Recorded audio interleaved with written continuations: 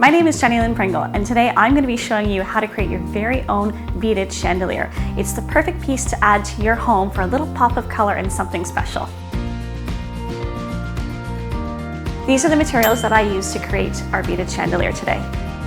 The first step, you're going to take your yarn and wrap it around the metal frame, and every 1 to 2 inches you're going to add a dab of hot glue gun just to keep it in place. When you're trying to measure out how much string you're going to be needing, I like to do about 4 times the diameter. I'm going to use fishing line for this because it's really strong, and I'm just going to measure out approximately 4.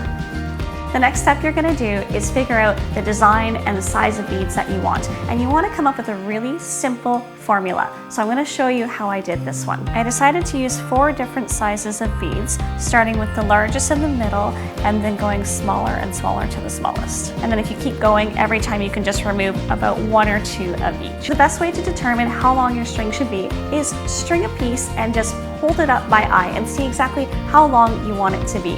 And then from there, you can adjust. So a little tip here, I added all the same lengths together and I decided to tie them with a nice little knot on either end just in case you should lose your fingering, what would happen if it all fell apart.